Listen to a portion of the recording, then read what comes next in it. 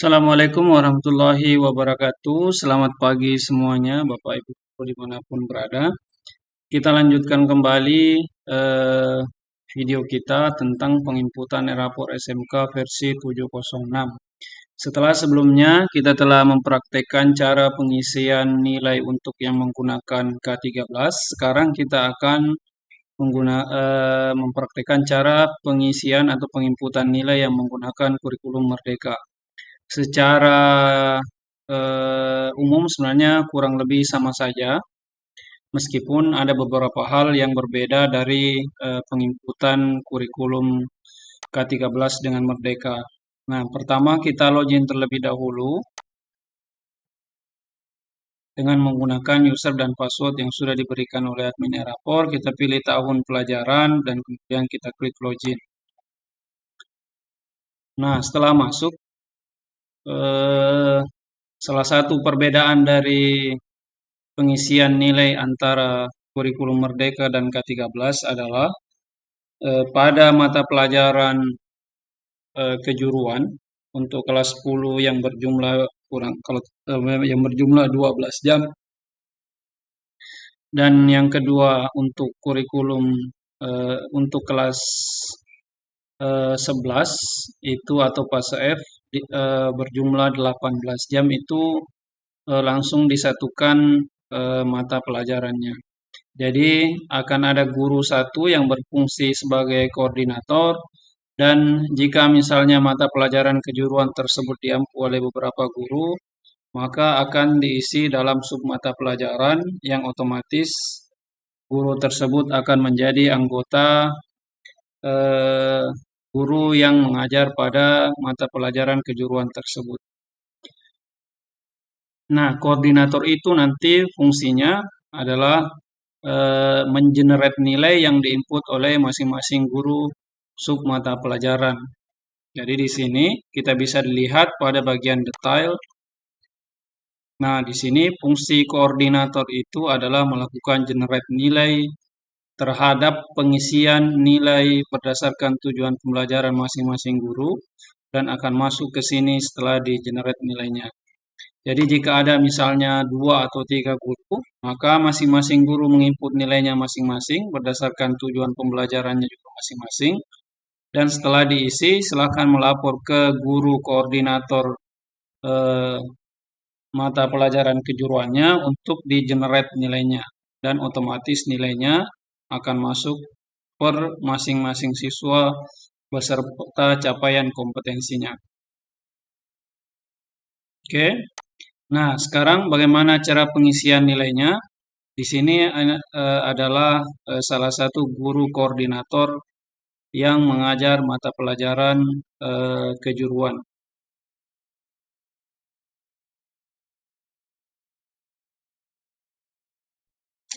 Pertama, kita klik nilai akademik. Jadi saya asumsikan Bapak Ibu guru sudah mengisikan tujuan pembelajaran sebelumnya.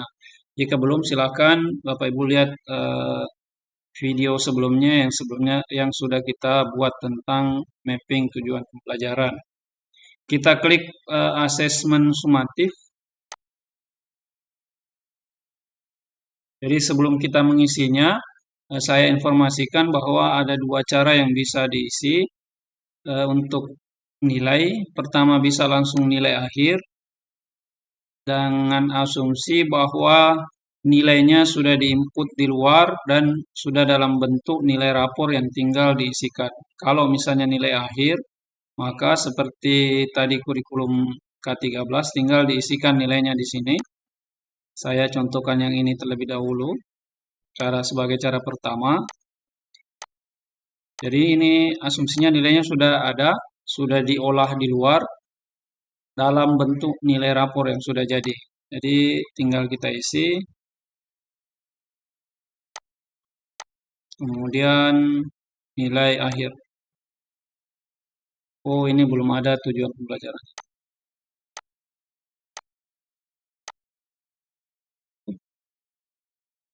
Belum di mapping. Sepertinya belum di mapping. Kelas 11 pengelolaan manajemen. Pilih kelas 11 reguler, MP, kantoran, nilai akhir, poin. Nah, jika misalnya menggunakan cara ini, nilai akhir, di mana nilainya sudah ada dan sudah diolah dan sudah dalam bentuk nilai rapor, maka tinggal diisikan ini nilai akhirnya berapa dan pilih tercapai dan tidak tercapainya. Ini tentu sesuai dengan tujuan pembelajaran masing-masing. Berapa tujuan pembelajaran yang diinputkan, maka segini yang akan muncul untuk dipilih tercapai dan tidak tercapainya. Nah, di sini tinggal diisi nilainya untuk setiap siswa. Setelah selesai, kita simpan, kemudian kita klik capaian pembelajaran. Nah, harusnya jika sudah ada, maka pencapaian pembelajarannya akan tampil di sini. Nah, ini sudah ada. Tinggal kita simpan saja. Kemudian klik setelah simpan, maka nilainya akan otomatis masuk sebagai nilai rapor. Nah, kenapa di sini kosong? Di sini akan muncul jika pada nilai akhir tadi kita pada ketercapaian kompetensinya, jika kita klik tidak tercapai, baru di sini akan muncul itemnya. Jika semua tercapai, maka di sini akan kosong. Dan jangan lupa bahwa ini masih bisa kita rubah isinya ya. Jadi misalnya ada tata bahasa yang kurang sesuai, maka kita masih bisa merubahnya. Misalnya saya tambahkan di sini apa saja, kemudian klik simpan, itu akan berhasil tersimpan. Terus bagaimana caranya kita untuk mengubah? Tinggal kita meriset saja. Kantoran. Nah, di sini akan ada riset capaian kompetensi, tapi perlu diperhatikan ketika kita meriset, maka semua perubahan yang kita lakukan untuk semua siswa akan berubah ke nilai default. Artinya akan ditarik kembali dari nilai akhir ini. Itu untuk cara yang pertama. Kemudian cara yang kedua, yaitu jika misalnya diampu oleh beberapa guru, maka ini yang sekiranya bisa untuk dilakukan pengisian nilainya, yaitu menggunakan asesmen sumatif. Pertama, kita klik asesmen sumatif, kemudian kita pilih tingkat kelasnya.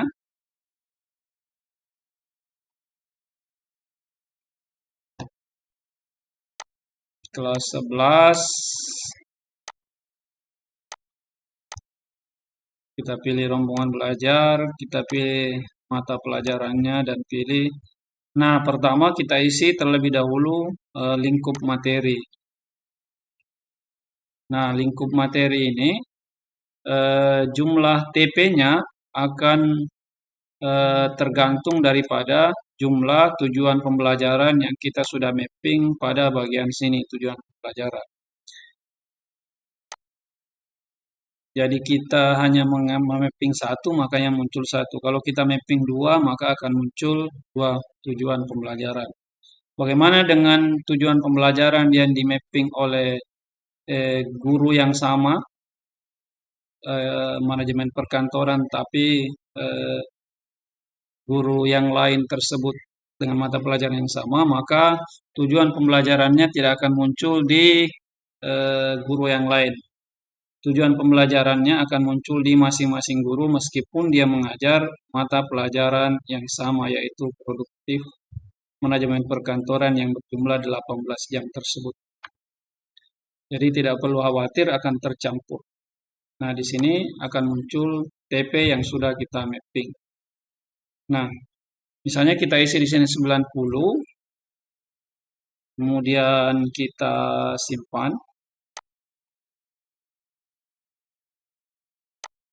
Maka asesmen sumatif lingkup materinya sudah tersimpan. Nah, sekarang kita isi asesmen sumatif akhir semester reguler.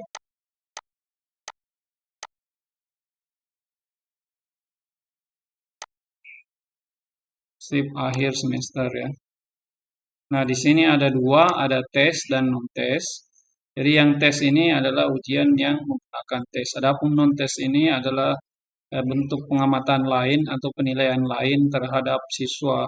Saya yang kurang mengerti pastinya, tapi kalau tidak salah seperti misalnya penilaian format portofolio yang tidak dites secara langsung, tapi mengumpulkan beberapa karya ataupun portofolio daripada siswa. Nah, ini bisa digunakan. Nah, ini bisa dikosongkan jika tidak ada yang non-tesnya, atau misalnya non-tes saya tidak ada tes, pun bisa diisi salah satunya. Hasilnya sama, misalnya 90, maka terisi 90. Nah, jika diisi dua, nah, seperti ini, ya, atau bisa dihilangkan salah satunya, misalnya tes saja, hasilnya akan sama. Jadi diisi satu tidak ada masalah. Nah, jika sudah, asumsinya kita isi semua siswa, maka kita simpan. Nah, jika nilainya sudah kita isikan, maka otomatis nilai akhir bagian asesmen sumatif itu akan otomatis muncul. 11 MP punya perkantoran asesmen sumatif. Nah, ini otomatis muncul. Nah, adapun nilai akhir kita abaikan saja, karena ini akan otomatis terisi ketika kita sudah mengisi nilai sumatif. Contohnya di sini misalnya nilai asesmen kita isi, ini 90 tidak bisa dirubah lagi, kecuali kita mau kembali pada bagian asesmen sumatif ini. Kita pilih tercapai misalnya, dan kita simpan, maka secara otomatis itu akan menjadi nilai akhir. Kalau kita cek di sini bagian nilai akhir, maka dia sudah terisi. Tadi kan 0. Nah, ini asesmennya sudah terisi 90. Nah, kalau kita cek nilai akhir juga otomatis sudah terisi dengan 90 tanpa kita mengisinya. Jika kita sudah simpan tadi yang ini, jika ini sudah disimpan paling bawah sini, maka capaian kompetensi juga otomatis akan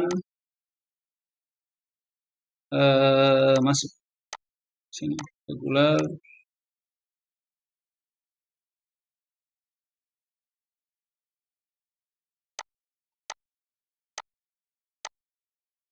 Oke, ini ya. Sama seperti tadi, kalau misalnya mau merubah, maka silakan reset kompetensinya. Jika sudah ada reset capaian kompetensi ini hanya akan muncul jika kita sudah melakukan perubahan di bagian sini. Nah, jika sudah kita simpan, maka otomatis akan masuk nilai rapor. Nah, jika sudah diisi semua penilaiannya dan semua guru yang mengampu mata pelajaran ini misalnya lebih dari 2 guru atau 3 guru, maka silahkan koordinator untuk berkoordinasi dengan guru yang lain yang mengajar di satu mata pelajaran ini. Dengan misalnya mata pelajaran manajemen perkantoran dengan elemen yang berbeda. Jika semua guru sudah melakukan atau mengisi penilaian, maka koordinator bisa melakukan generate nilai pada bagian mata pelajaran ini. Ini mata pelajaran kejuruan. Sekarang kita klik. Nah, di sini silahkan di generate nilainya. Maka akan mengambil nilai dari semua guru yang sudah mengisikan nilai masing-masing. Jika di sini berisi seperti ini, tidak usah khawatir, kita tutup saja. Kemudian kita klik kembali detail, maka harusnya sudah muncul nilainya. Jadi ini tadi nilai yang sudah kita isikan. Kita bisa melakukan generate nilai berkali-kali, misalnya ada guru yang mengubah penilaiannya dan menyimpan, maka silakan koordinator untuk kembali mengenerate nilainya. Nah, saya kira itu. Kemudian jangan lupa untuk melakukan penilaian terhadap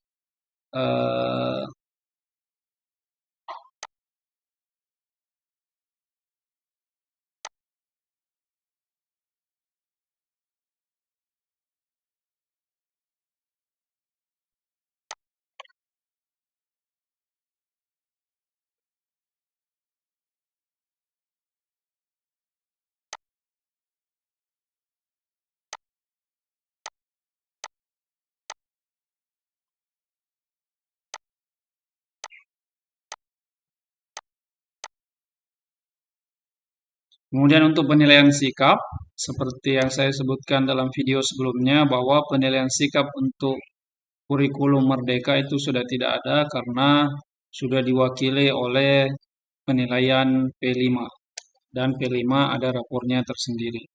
Makanya di sini hanya kelas 12 yang muncul karena kelas 12 masih menggunakan kurikulum K13. Saya kira itu saja. Semoga bermanfaat. Wassalamualaikum warahmatullahi wabarakatuh.